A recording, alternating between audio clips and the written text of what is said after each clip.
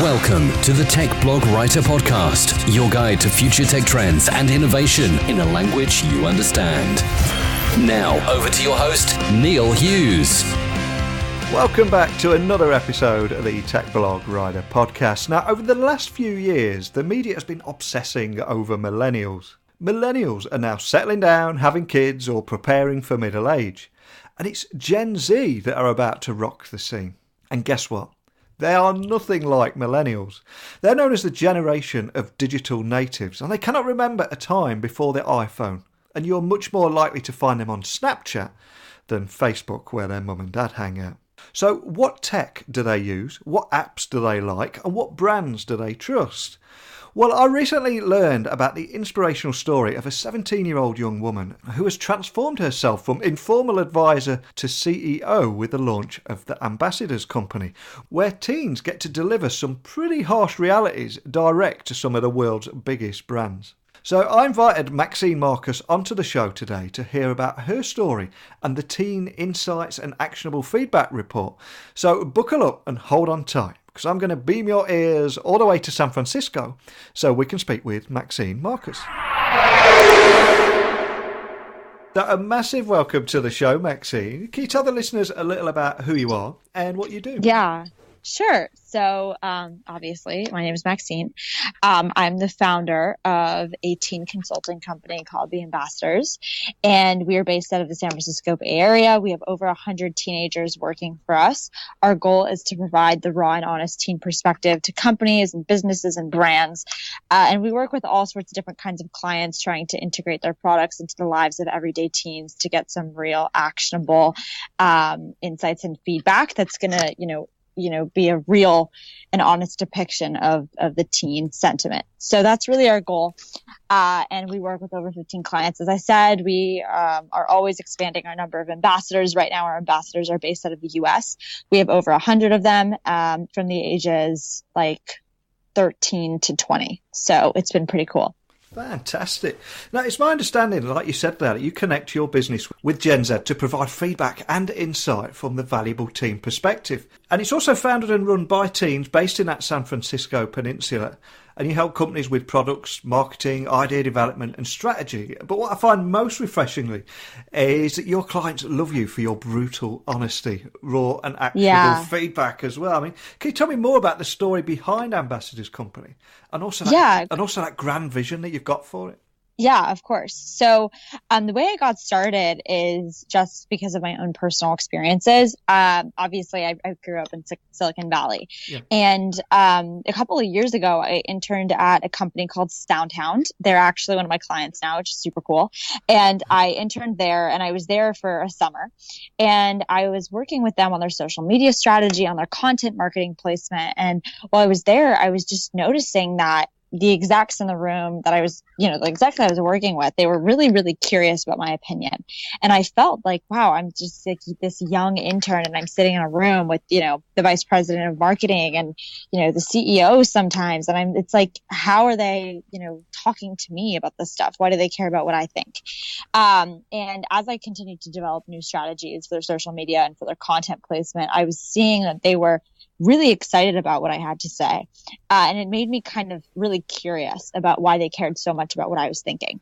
And so after that internship, they loved all of my insight. They loved all of the strategies I brought in. They actually implemented most of them. And it was really exciting. It was an amazing experience for me. And so after that, I was excited and I was eager to kind of give my voice to other companies as well. So I pitched an idea to a small social media startup called Bounce Chat to run an in-house teen feedback group. And I recruited a group of around 10 teenagers to work for Bounce Chat. What we did was we just worked on evaluating the app every single time there was an update. They kept the app active so we could detect any bugs, things like that. And I ran that program for about a year. Yeah. And while running that program, I was brought on to the marketing and product teams as well. And that way I was able to see the impact of not just the feedback, but how that feedback was being implemented on the management side as well. And so I was, kind of like knee deep in this product. I was there for a year and a half. And while I was there, sorry, I'm at school right now, so you can hear that bell. I know, isn't that funny? So I'm in high school. I'm a senior in high school, by the way, everyone. So after after working there, I worked at Bounce Chat, the social media startup, and being at Bounce Chat was amazing. And then from that, I started to think, hey, other companies could need this as well. And I actually was starting to, meet some people just by working at a startup. I was like meeting VCs, meeting different CEOs, and they were all like, wow, this is such an incredible idea. You should do this for like other companies as well. And so that's how I came up with the idea of making it an actual company, an actual, consultancy. And so I ended up taking, some of the teenagers that I worked with on Bounce Chat. And from that, I literally started with like 5 teams. There were 5 people that were like, yeah, let's do it. I want to be an ambassador. And then from there, we grew from having just 10 to over 100. That's a fantastic story. I mean, so who are these 100 ambassadors? Where are they located? And also, how hard was it to get those world's biggest brands to sit down and listen to your feedback? Or were they actually knocking on your door? Yeah, no. So, obviously when you start something like this, you have to gain credibility. I mean, so I'll first answer your first question. So my ambassadors are located mostly on the coasts of the U.S. So we have ambassadors in San Francisco, all throughout the Bay Area. So that spans all the way from Marin County down to San Jose County. And then I have some in L.A. as well, in Los Angeles area. And then we have ambassadors sprinkled around the East Coast. So Connecticut, Massachusetts, New York, for the most part. So those are the locations of my ambassadors. We have a really strong mix of male, female, and a really strong mix of public and private schools. So I would say it's pretty 50-50 between public and private schools, which is great because we have a taste of both. We have mostly, our ambassadors are teenagers I would say the bulk are juniors and seniors in high school. So from ages like 15, 16 to ages 19.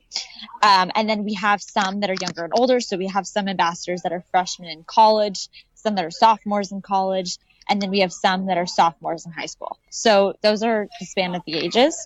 And for the most part, my ambassadors are, I always say to my potential clients that they're not an accurate representation of teenagers because, based off of demographics, we only have, it's not an accurate statistical sample size, if that makes sense. Yeah. But that's not what we're here to do.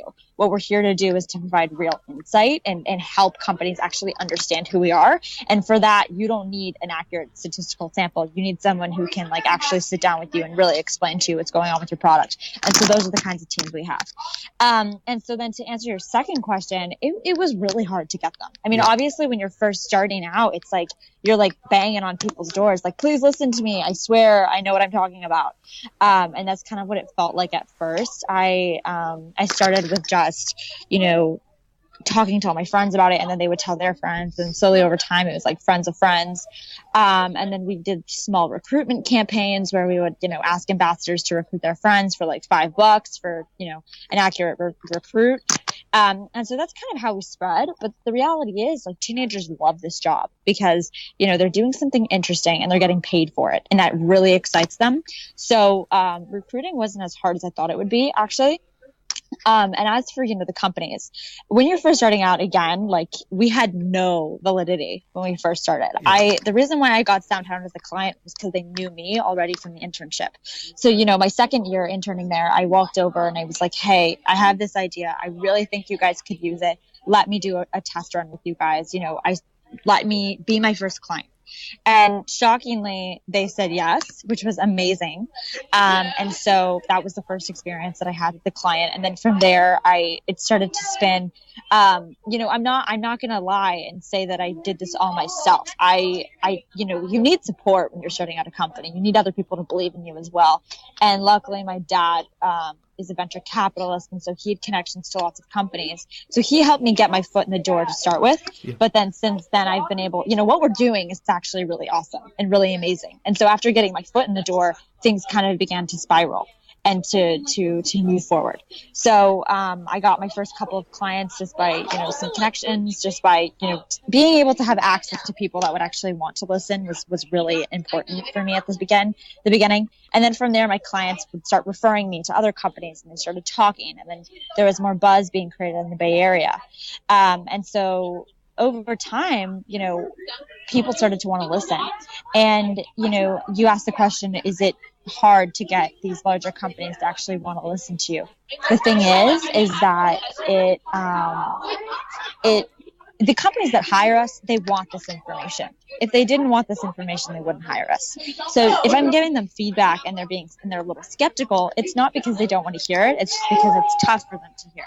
But at the end of the day, they all want to hear it because it's information that's valuable. Now, Gen Z are the first entirely digital natives now who who actually cannot remember a time before the iPhone. But I mean, what did your recent report find in terms of Gen Z attitudes towards apps and tech usage habits? And also, how many apps do they use? And what are the most popular apps that they have there? Yeah. So as you just mentioned, we just released a study and like a full insight report on app usage habits and consumption habits and everyday life habits.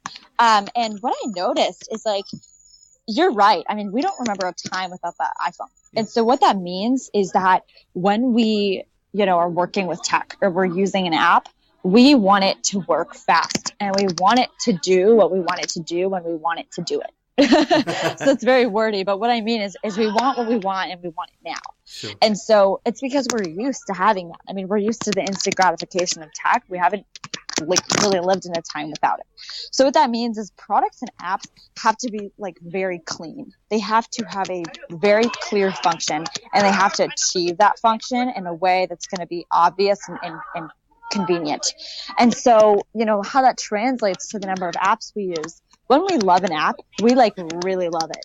And so we'll dedicate lots of time to it. I mean, the obvious examples are Snapchat and Instagram. Gen Z is what made those applications.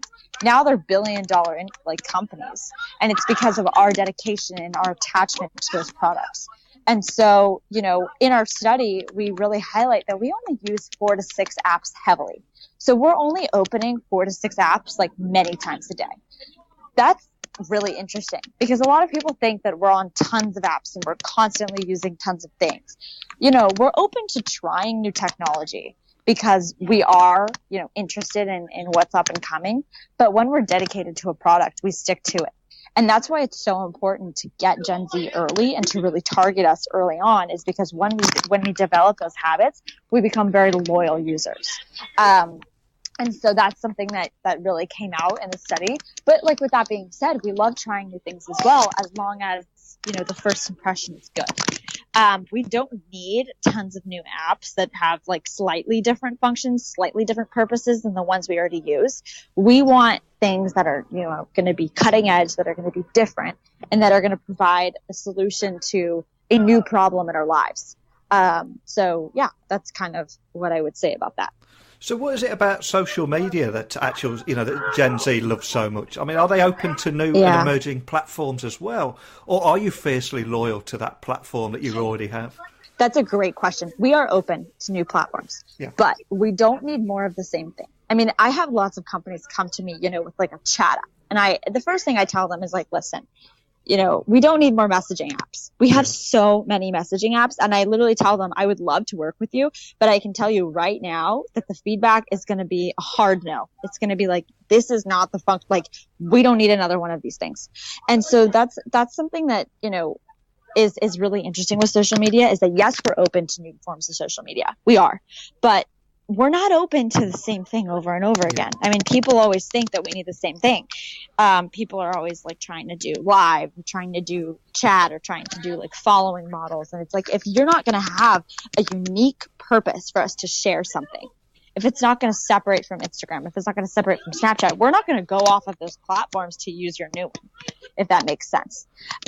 So I think that's the most interesting part about it. But with that being said, we love new things and we love to try new things. I mean, as you see, TBH just blew up and was just bought by Facebook in a matter of months. I mean, that's because of the loyalty of teenagers, and that's because of the virality of our generation. So obviously we are open to trying new things, but it has to provide a new and interesting function to us that's going to be exciting, and it's going to be different in a way that actually matters. I mean, we don't need some random obscure social app. we need things that we're actually going to use. So I think that what's so interesting about social media is that we're such avid sharers. We use social media as our image. And that's something about Instagram that I talk about a lot, is like Instagram is an app that people love, but over time, teenagers, I think, are getting more and more stressed out about it, which is why I noticed some decline in Instagram usage over the teens that we worked with on the study. They said that the reason why they're not as active Instagram users, as in they're not posting as much, is because it's too much pressure. I mean, Instagram creates such an image of who you are. There's obviously some people that don't care and are just using it for them, but most people care a lot about how other people view them. And Instagram is this image that you're putting out, so they feel like it has to be super curated. And so I think that because of that, there's room. That's why Snapchat came in and kind of took the niche of like having a fun, on the spot, low pressure environment for social sharing. That's why they grew so big, is like there's no pressure on Snapchat. It's like an image that disappears instantaneously, and your stories only last for 24 hours. So you can show your friends something random that you wouldn't post on Instagram. You can still put that out there, but it's not going to stay up there, and there's not as much pressure. Now, you've mentioned those platforms there, so a question I've got to ask, especially from the Gen Z point of view, is when you see somebody like Mark Zuckerberg that's copying all the best features of something like Snapchat and then putting it on Facebook, putting it on Instagram to try and tempt teenagers across, do you buy that, or do you see straight through it? Oh, that's a great question. I mean, you know that it's a copy. It's not like you're like, wow, this is new. Like, you know. Yeah. It's just the reason why Instagram has this niche, like Instagram is such a beast. And the reason why is like you have access to lots of followers on Instagram. Snapchat is more for your direct friends. I mean, celebrities are starting to bring on like, you know, having lots of people view their stories. But for the everyday teenager, you only have access to your closest friends usually on Snapchat, or to people that you have direct contact with. You know, it's less of like I want lots of people following me sort of platform. It's more like I'm just sharing to the people that I know. Whereas Instagram, it's like you have friends of friends and random people following you, and somebody that's heard of you is going to follow you. So you have this larger reach on Instagram, which is part of why I was saying there's more of an image that associates with it. But because of that, if you want your story to be seen, like if you want to put out an image, you're going to want to use Instagram, because that's where you put out an image. That's where you put out this like, here's who I am, here's what I'm about, like here's this awesome image of me like sitting in front of the Eiffel Tower. Like I want that on Instagram. If it's not a good enough photo for you to like post per se, you'll put it on an Instagram story for the exact reason I just described. You want to put out this image. And so we do see through it in a sense. Like you can't have every app be a me too. Yeah. But there's different reasons for you to, you know, put content out on different platforms. And the reason why Instagram can do it, the reason why they are good at essentially taking other people's features and making it a part of their app, is because of that, you know, reach they have, because of that power they've already created, and the fact that you are, you know, it's the platform for your image. But with that being said, if it wasn't Instagram taking, you know, Snapchat's ideas, if it was like another app, it'd be like a total waste of time, because they wouldn't have the whole might of that, you know, association with that app being your image, if that makes sense. That they wouldn't have that that kind of like oomph going into it. So in that case, like I wouldn't recommend any up and coming social media platform to try to take features from existing platforms that are already huge. The huge platforms can take them from each other because they have these, you know, like backings, and they have these like little reasons why you would use that feature on a different platform. But if you're an up and coming startup, you shouldn't be trying to copy, you know, Snapchat, because Snapchat already exists and Snapchat already has billions of users, and those users are not going to leave Snapchat. Absolutely. I couldn't agree with you more. It's great to hear you say that as well. I mean, another thing I've got to ask is, where do Gen Z spend their money on, and what is it that attracts you to certain brands? Totally. Good question. We talk about this a lot in our study as well. So obviously I'm sure at the end I can do like a little plug to where that is for all of your listeners. But for now, let me jump into like the basics of what we saw. So like Gen Z likes to spend money on things that, you know, matter to us. Obviously, you know, the amount of money that each given person can spend is going to vary. It's going to vary a lot. So there are people that can spend more money than others. But with that being said, I would say in general, we are spenders. Like, I have friends that the second they get a paycheck from whatever job they're working, and the second they get any money, it's like, wow, I've been coveting this jacket for forever, and I finally have the money to buy it. I'm going to buy it right now. And that's because, we like things that are going to make us, feel happy or feel cool, or like, again, with our image. So I would say brands are actually more important than you would think. I mean, a brand name has a lot of weight because of the image that they've created. So, for example, like the example I always use is like Supreme. I mean, no one that I know actually can like afford it, and I would never personally buy it. But that doesn't take away from the fact that it's a huge brand with a ton of reach and a ton of loyal customers, many of which actually are in Gen Z. And that's because of the fact that they've created this image and this vibe, and people want to associate with it. And so that's what draws us to spending our money, is it's like we want to be a part of something. We want to be a part of a brand. We want to be a part of a message. And so another example I always use is the clothing brand Reformation. They, many people would be like, wow, this is so overpriced, but they're a huge company with huge celebrity reach and huge Gen Z reach. And that's because of their message and because of the vibe they create.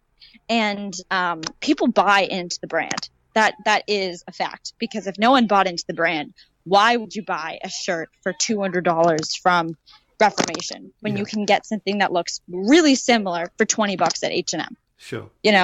But people buy the $200 shirt. Many people buy the $200 shirt if you can afford it. If not, H&M is awesome. Like, I totally love H&M. So not knocking it here. So that's kind of what I would say is like you're buying into a brand. And Gen Z is also all about convenience. I think that I totally downplayed. I've been talking a lot about clothing and things like that because I would say we love to save up and spend on things that matter. But I haven't touched on food yet, which is actually where like the bulk of my money goes. When we're going to be social, like with our friends, half the time it's like eating. Like, no joke, it's eating. So, for example, I mean, I'm not sure how many other cities this store is in, but there's a store called Pressed Juicery in San Francisco and LA area. It's in California for sure. I know it's in New York.